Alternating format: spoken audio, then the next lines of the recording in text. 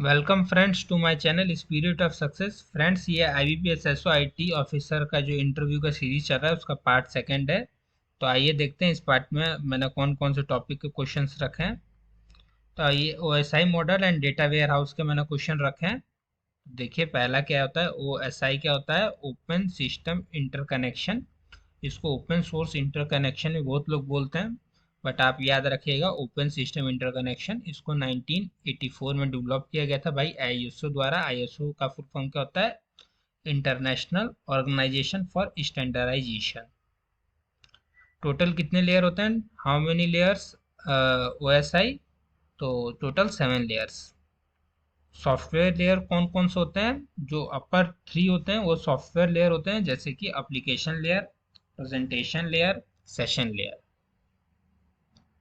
जो hardware layer कौन कौन से होते हैं, हार्डवेयर लेयर आपको पता होना चाहिए। जो बॉटम 3 होते हैं वो हार्डवेयर लेयर होते हैं। अब physical layer, data link layer, network layer, इनको हार्डवेयर लेयर कहा जाता है।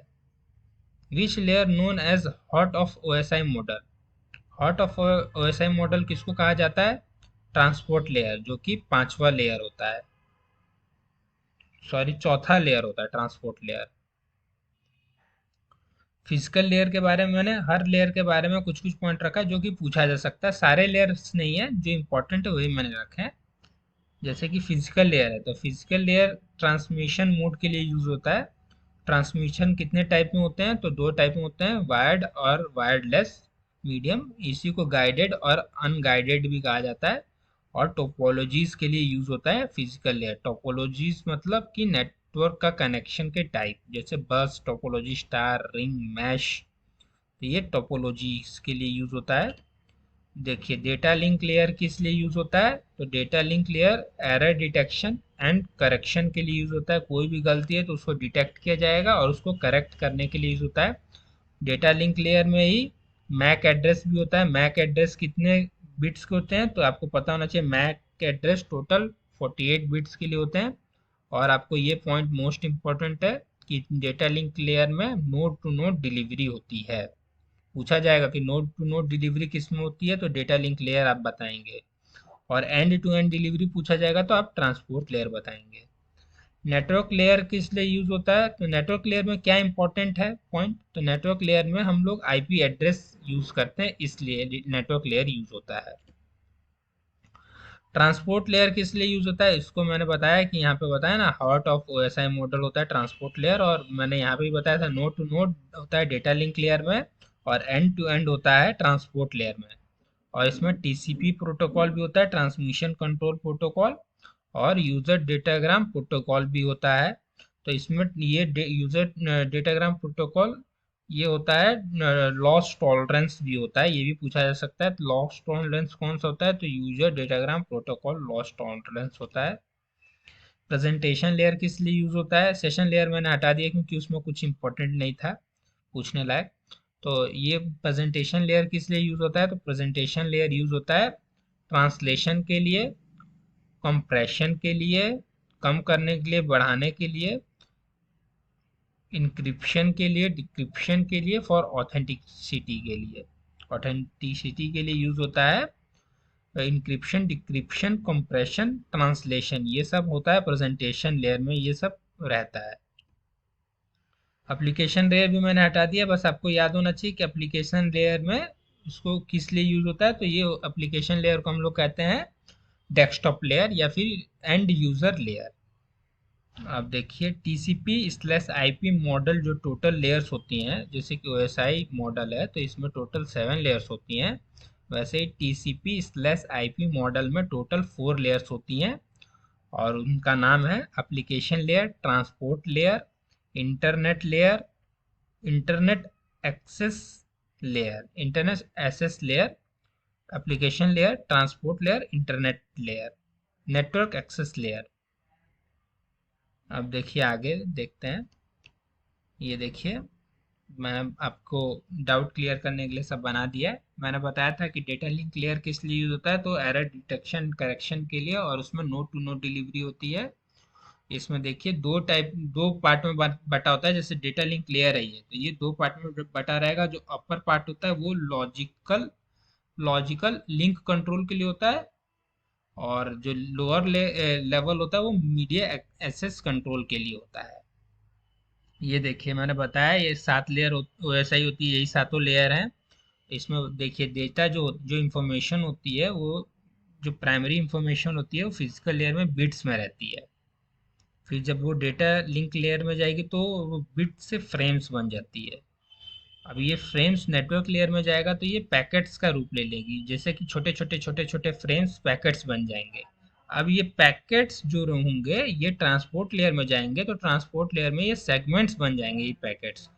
और यही कई सारे सेगमेंट्स जब ये सेशन लेयर में अपर लेयर में जाएंगे तो ये डेटा का फॉर्म ले लेंगे।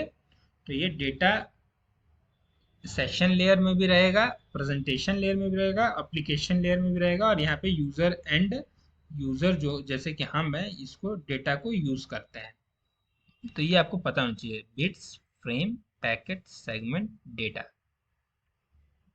पूछा जाता है कि कौन सा डिवाइस कौन सी लेयर में यूज किया जाता है, तो आप पता होना चाहिए कि जो हब और रिपीटर होते हैं, चाहे कोई भी टाइप के केबल्स होते हैं, coaxial cable, normal cable, optical fibre, तो ये सब हमारे फिजिकल लेयर में यूज होते हैं। Hubs, repeaters plus cable. जो स्विच और ब्रिज होती है ये हमारे डेटा लिंक लेयर में यूज होते हैं, स्विच और ब्रिज डेटा लिंक लेयर में यूज होंगे। जो राउटर होता है वो हमारा नेटवर्क लेयर में यूज होता है। और बाकी जितने भी रिमेनिंग लेयर्स हैं चार, उनमें गेटवे यूज होता है।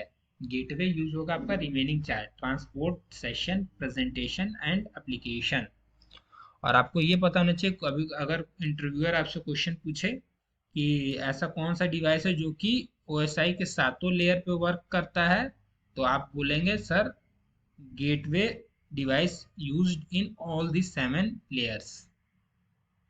देखिए एड्रेस जो होता है, जो कि हम लोग एड्रेस होता है, वो एड्रेस कौन सा एड्रेस किस लेयर पे यूज होता है, तो फिजिकल लेयर पे कोई एड्रेस यूज नहीं होता है।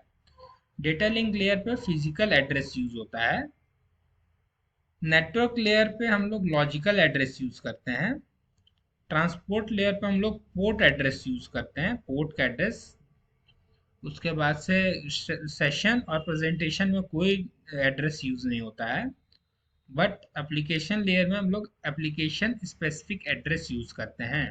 तो ये चीज आपको तो थ्रू होना चाहिए, ये जो मैंने बना के आपको शो किया है ये आप याद कर लीजिएगा, चाहे आप इसका स्क्रीनशॉट ले लीजिएगा।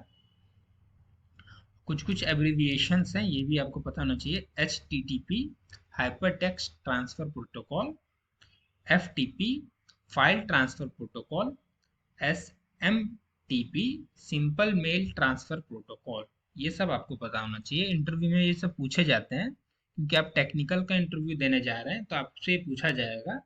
अगर आप PO या फिर RRB स्केल 1 के लिए जाते तो इतना आपको ये सब टेक्निकल चीज़ों की जरूरत नहीं थी, बट आप SOIT के लिए जा रहे हैं तो आपको टेक्निकली स्ट्रॉन्ग होना चाहिए।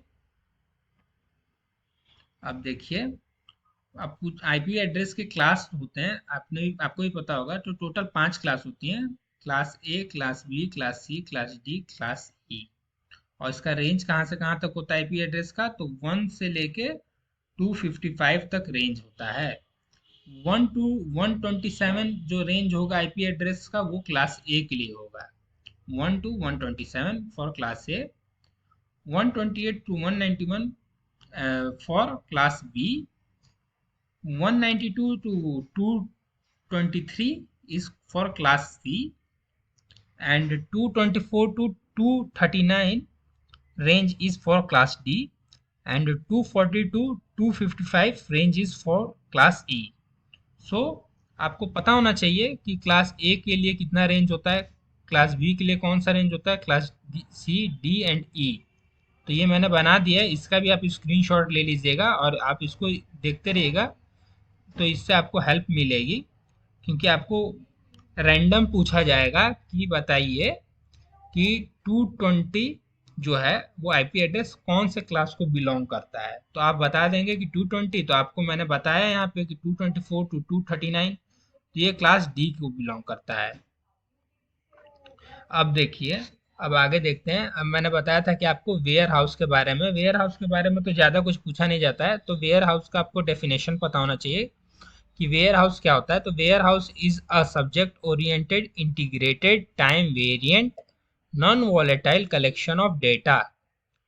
तो जो भी हिंदी में बता देता हूँ कि जो वेयर हाउस होता है, जैसे कि वेयर हाउस है तो ये आपका एक डेटाबेस ही टाइप होता है। इसमें सब जो भी सब्जेक्ट है उसके ओरिएंटेड आपको इन्फॉर्मेशन रहेगी, और इंटीग्रेटेड वे में रहेगी, टाइम वेरिएंट वे में रहेगी, और नॉन वॉलेटाइल रहेगी। मतलब कभी वो मिटेगा नहीं, वो हमेशा वहीं पे प्रेजेंट रहेगा।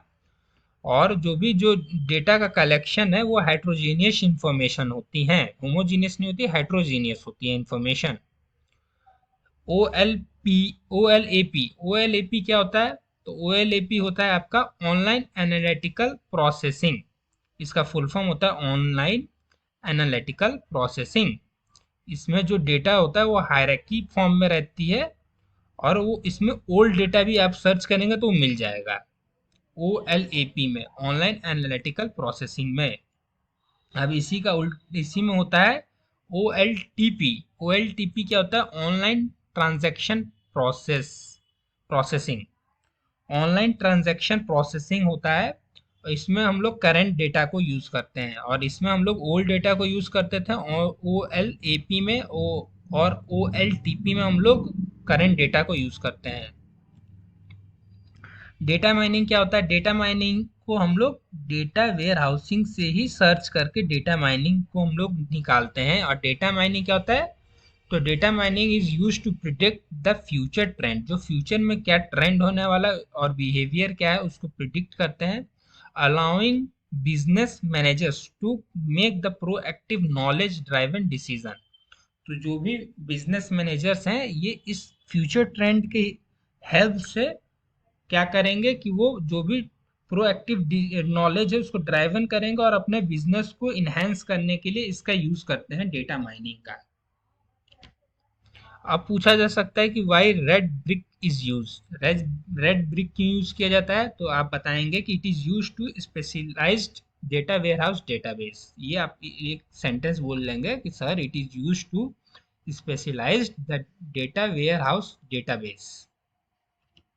अब देखिए, स्कीमा आपने पढ़ा होगा, स्टार स्कीमा क्या होता है? तो स्टार स्कीमा में पूछा जा रहा है कि what type of relationship shows star schema. Star schema कौन सा रिलेशनशिप शो करता है? तो it shows the one two many. One two many मैंने क्यों बोला है? क्योंकि इसमें एक फैक्ट टेबल होता है, फैक्ट टेबल एक होगा, और उससे कनेक्टेड होंगे मेनी डायमेंशन टेबल्स। तो एक से कई सारे कनेक्ट हैं, तो वन टू मेनी इसने अपना रिलेशनशिप शो किया है स्टार स्कीमा ने। What is Snowflake schema? तो स्नोफ्लेक स्कीमा क्या होता है कि variation of star schema is called Snowflake schema. तो अगर कुछ भी वेरिएशन हो रहा है स्टार स्कीमा में तो उसको ही हम लोग स्नोफ्लेक स्कीमा कहेंगे। और इसमें जो भी डायमेंशन टेबल्स होते हैं वो नॉर्मलाइज्ड फॉर्म में रहते हैं। इसमें मेन डिफरेंस यही है कि वेरिएशन ऑफ स्टार स्कीमा होता है, और जो भी डायमेंशन टेबल होते हैं वो नॉर्मलाइज्ड फॉर्म में रहते हैं। तो ये कुछ पॉइंट्स थे जो मेरे को लगे कि ये आपको पता होना चाहिए इंटरव्यू में जाने से पहले, तो मैंने आपको बता दिए। तो आप इसको नोट डाउन कर लीजिएगा या फिर एक बार देख लीजिएगा, और जो मैंने आपको फोटो दिखाए थे उसका स्क्रीनशॉट ले लीजिएगा, आपको हेल्प मिलेगा। और आप मेरे चैनल को लाइक शेयर और सब्सक्राइब कीजिए कि आप और आपको मैं और जितने भी टॉपिक्स हैं सबके बारे में इंटरव्यू से पहले बना के दे दूंगा वीडियोस, कि आप लोग देख लें कि आपको हेल्प मिले, कि कुछ भी आपसे छूटे ना इंटरव्यू में, और आपका इंटरव्यू बहुत अच्छा जाए। सो लाइक शेयर और सब्सक्राइब करना ना भूलिएगा फ्रेंड्स मेरे चैनल को, जिससे कि मैं मोटिवेटेड फील करता रहूँ। Thank you friends.